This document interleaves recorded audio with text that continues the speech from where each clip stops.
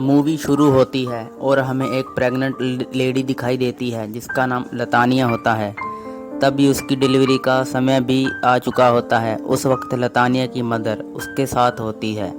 लतानिया की तबीयत खराब होना शुरू हो जाती है। उसकी माँ उसे फ़ौरन हॉस्पिटल ले जाती है, लेकिन रात काफ़ी हो चुकी होती है, इसलिए हॉस्पिटल में ज़्यादा स्टाफ अवेलेबल नहीं होता और वहाँ एक नर्स होती है। वह उसकी डिलीवरी कर देती है और नतालिया का बच्चा पैदा हो जाता है।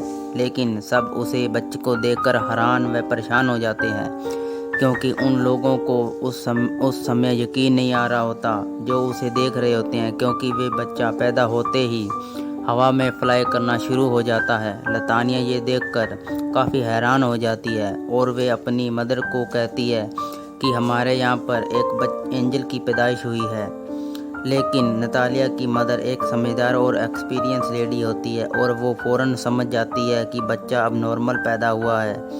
जब बच्चा विदाउट ग्रेविटी पैदा होता है तो वो लोग काफ़ी पुअर प्रोटेक्टिव लोग होते हैं और फ़ौरन हॉस्पिटल को छोड़कर चले जाते हैं, जबकि नर्स उन्हें काफ़ी समझा रही होती है कि अभी उनके जाने का समय नहीं हुआ। लेकिन वे उनकी नहीं मानते और अपने घर चले जाते हैं। जब वो लोग घर आ जाते हैं तब नतालिया की मदर उसे अजीब सा क्वेश्चन पूछती है। वो पूछती है कि तुम याद करो इस बच्चे का बाप कौन है। लेकिन लतानिया को कुछ नहीं याद आ रहा होता उसका बाप कौन है। फिर उसकी मदर उसे बताती है कि ये बच्चा नॉर्मल नहीं है और इस बात को हमें राज ही रखना होगा। अगर इस बात का किसी को पता चला तो हमें काफ़ी मुश्किलों का सामना करना पड़ सकता है।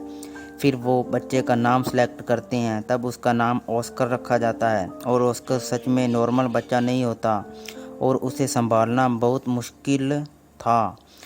अगर वो लोग उसे अकेले छोड़ते तो वह छत से ही चिपक जाता था और वहीं चिपका रहता था। ये देखकर उसकी नानी उसके लिए काफ़ी बेल्ट बनाती है और ताकि बच्चा ज़मीन पर ही रहे, और छत पर काफ़ी गद्दे लगा कर रखते हैं ताकि उसे चोट ना लगे। और उन्हें इस बात का भी डर था कि अगर उन्होंने ऑस्कर को छोड़ा तो वो हवा में कहीं उड़कर स्पेस में ना चला जाए। इसके लिए उसका बहुत ज़्यादा ख्याल रखा जाता था। और ऑस्कर बड़ा होना शुरू हो जाता है, पर घर में ही रहता है। उसकी नानी उसे बाहर नहीं जाने देती और वो घर पर रहकर टीवी देखता रहता है और वो अपनी माँ से पूछता रहता है कि उसे घर से बाहर क्यों नहीं जाने दिया जा रहा। उसकी मम्मी उसे इग्नोर कर देती है। ऑस्कर खिड़की के बाहर उन लोगों को देखता रहता है और अपने जैसे बच्चों को भी जो स्कूल जाते थे, और वे सोचता था कि वो ज़िंदगी भर घर पर ही रहेगा, कभी भी बाहर नहीं जा पाएगा।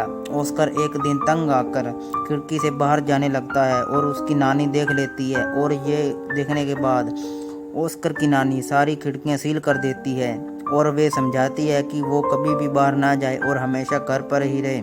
ये देखकर उसकी मम्मी बहुत गुस्सा हो जाती है।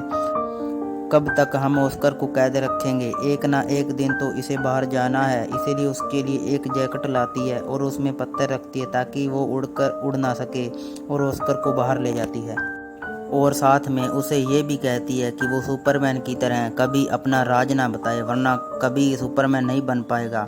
और एक दिन ऑस्कर अपनी मम्मी के साथ कुछ सामान लेने जाता है और एक लड़की के साथ टकरा जाता है। उस लड़की का नाम अगाथा होता है और सारा सामान गिर जाता है और लड़की ऑस्कर पर बहुत चिल्लाती है और ऑस्कर को सज़ा देने के लिए 2 पानी की बोतल पकड़ा देती है और उसे घर पर चलने को कहती है, पर ऑस्कर मना कर देता है। वो बच्ची फिर से ऑस्कर को कहती है।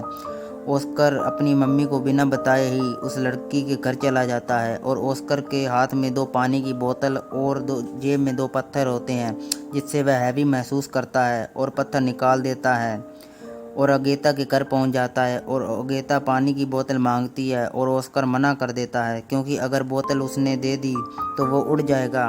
उन दोनों में काफ़ी खींचातानी होती है। जैसे ही अगेता बोतल लेती है ऑस्कर उड़ जाता है। वो जगह चारों ओर से बंद होती है, जिससे ऑस्कर कहीं नहीं जाता और अगेता चिल्लाकर सुपरमैन कहती है। ऑस्कर मदद मांगता है और अगेता अंदर जाकर भारी बैग पकड़ा देती है और ऑस्कर नीचे आ जाता है।